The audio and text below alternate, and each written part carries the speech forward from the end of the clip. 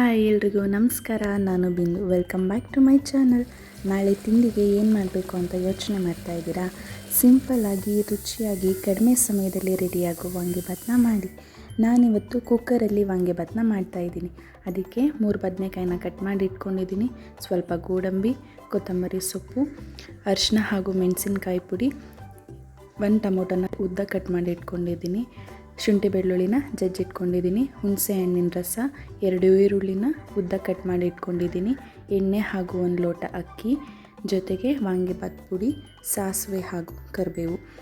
Stove ಹಚ್ಚಿ cooker ಇಟ್ಟು cooker ಸ್ವಲ್ಪ ಬಿಸಿಯಾದ ನಂತರ 2ರಿಂದ 3 ಟೇಬಲ್ ಸ್ಪೂನಷ್ಟು ಎಣ್ಣೆನ ಹಾಕೋಬೇಕು. ಎಣ್ಣೆ ಕಾದ ನಂತರ ಸಾಸಿವೆ ಹಾಗೂ ಕರಿಬೇವು ಜೊತೆಗೆ ಸ್ವಲ್ಪ ಗೋಡಂಬಿನ ಹಾಕಿ ಬಾಡಿಸ್ಕೋಬೇಕು. ನಂತರ ಇದಕ್ಕೆ ಉದ್ದಕ್ಕೆ ಹೆಚ್ಚಿಟ್ಕೊಂಡಿರುವಂತಹ 2 ಈರುಳ್ಳಿನ ಸೇರಿಸ್ತಾ ಇದ್ದೀನಿ.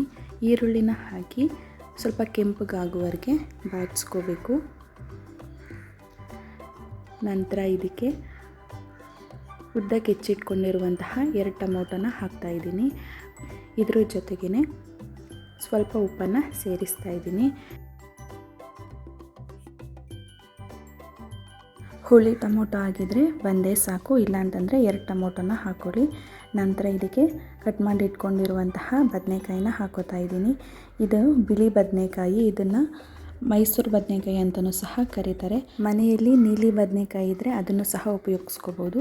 ಇದಕ್ಕೆ ಸ್ವಲ್ಪ ಮೆಣಸಿನ್ಕಾಯಿ ಪುಡಿ ಹಾಗೂ ಅರಿಶಿನ ಪುಡಿನ ಹಾಕಿ ತಿರುಗಿಕೊಂಡು 1/4 ಕಪ್ನಷ್ಟು ಹುಣಸೆ ಹಣ್ಣಿನ ರಸ, ಜಜ್ಜಿಟ್ಕೊಂಡಿರುವಂತಹ ಶುಂಠಿ ಬೆಳ್ಳುಳ್ಳಿ ಜೊತೆಗೆ ವಾಂಗಿಭಾತ್ ಪುಡಿನ ಹಾಕಿ ಚೆನ್ನಾಗಿ ತಿರುಗಿ ಹಾಕೋಬೇಕು. ಸಾಮಾನ್ಯವಾಗಿ ವಾಂಗಿಭಾತ್ಗೆ ಸಪ್ರೇಟ್ ಗೊಜ್ಜು ಮಾಡಿ ಇಟ್ಕೋತೀವಿ. ಅದನ್ನು ತುಂಬ ದಿನ ಇಟ್ಟರೆ ಅದರ ರುಚಿ ಕೂಡ ಹಾಳಾಗುತ್ತೆ. ಹಾಗಾಗಿ ಕ್ವಿಕ್ಕಾಗಿ ಮಾಡಬೇಕು ಅನಿಸಿದಾಗ ಈ ರೀತಿ ಕುಕ್ಕರ್ನಲ್ಲಿ ಮಾಡಿಕೊಂಡ್ರೆ ಬೇಗ ಕೂಡ ಆಗುತ್ತೆ, ರುಚಿ ಕೂಡ ತುಂಬಾ ಚೆನ್ನಾಗಿರುತ್ತೆ. ಮಸಾಲೆ ಎಣ್ಣೆ ಬಿಡೋದಕ್ಕೆ ಸ್ಟಾರ್ಟ್ ಆದಮೇಲೆ 1-2 ಲೋಟ ಬಿಸಿನೀರನ್ನು ಹಾಕೋಬೇಕು.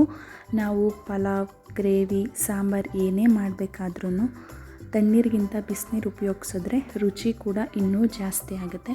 ನಾನಿಲ್ಲಿ 1 ಲೋಟ ಅಕ್ಕಿನ ತೊಗೊಂಡಿದ್ದೀನಿ, ಹಾಗಾಗಿ 2 ಲೋಟ ನೀರನ್ನು ಸೇರಿಸ್ತಾ ಇದ್ದೀನಿ. ನಾನಿಲ್ಲಿ ಒಗ್ಗರಣೆ ಸ್ಟಾರ್ಟ್ ಮಾಡ್ದಾಗಲೇ ಅಕ್ಕಿನೂ ಕೂಡ ನೆನೆಯೋದಕ್ಕೆ ಇಟ್ಟಿದ್ದೆ. ಈ ರೀತಿ ಮಾಡ್ಕೊಳ್ಳೋದ್ರಿಂದ ನೀರು ಕುದಿ ಬಂದ ತಕ್ಷಣವೇ ಅಕ್ಕಿ ಹಾಕ್ಕೊಳ್ಳೋದಕ್ಕೆ ಸರಿ ಹೋಗುತ್ತೆ. ಇದೇ ವಿಧಾನದಲ್ಲಿ ಬದನೆಕಾಯಿ ಬದಲು ಕ್ಯಾಪ್ಸಿಕಮ್ ಹಾಕ್ಕೊಂಡ್ರೆ ಕ್ಯಾಪ್ಸಿಕಮ್ ರೈಸ್ ರೆಡಿ ಆಗುತ್ತೆ. ಸ್ವಲ್ಪ ಹೆಚ್ಚಿಟ್ಕೊಂಡಿರುವಂತಹ ಕೊತ್ತಂಬರಿ ಸೊಪ್ಪನ್ನ ಹಾಕಿ ಚೆನ್ನಾಗಿ ತಿರುಗಿ ಹಾಕ್ಕೋಬೇಕು.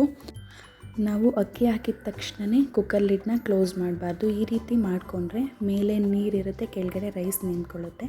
ಹಾಗಾಗಿ ಅಕ್ಕಿ ಹಾಕಿದ ನಂತರ 1 ಕುದಿ ಬಂದ ಮೇಲೆ ಉಪ್ಪು ಖಾರ ಚೆಕ್ ಮಾಡಿ ಕುಕ್ಕರ್ ಲಿಡ್ನ ಕ್ಲೋಸ್ ಮಾಡಿ ಮೀಡಿಯಮ್ ಫ್ಲೇಮ್ನಲ್ಲಿ ಇಟ್ಟು 1-2 ವಿಸಲ್ ಮಾಡಿಕೊಂಡ್ರೆ ಬಿಸಿ ಬಿಸಿಯಾಗಿ ರುಚಿಯಾಗಿರುವಂತಹ ವಾಂಗಿಭಾತ್ ರೆಡಿ ಆಗುತ್ತೆ.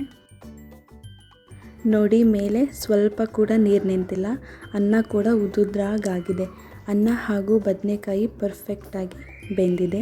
ಈ ವಾಂಗಿಭಾತನ್ನ ತೆಂಗಿನಕಾಯಿ ಚಟ್ನಿ ಹಾಗೂ ಮೊಸರು ಬಜ್ಜಿ ಅಥವಾ ರಾಯ್ತ ಜೊತೆ ತಿಂದರೆ ಸೂಪರಾಗಿರುತ್ತೆ. ನೀವು ಕೂಡ ಒಮ್ಮೆ ಟ್ರೈ ಮಾಡಿ. ಈ ವಿಡಿಯೋ ನಿಮಗೆ ಇಷ್ಟ ಆಗಿದೆ ಅಂದ್ಕೋತೀನಿ. ಆಗಿದ್ದರೆ ಒಂದು ಲೈಕ್ ಮಾಡಿ, ಹೇಗಿದೆ ಅಂತ ಕಮೆಂಟ್ ಮಾಡಿ. ಸಬ್ಸ್ಕ್ರೈಬ್ ಮಾಡ್ಕೊಳ್ದೆ ನೋಡ್ತಿದ್ರೆ ಸಬ್ಸ್ಕ್ರೈಬ್ ಮಾಡ್ಕೊಳ್ಳಿ.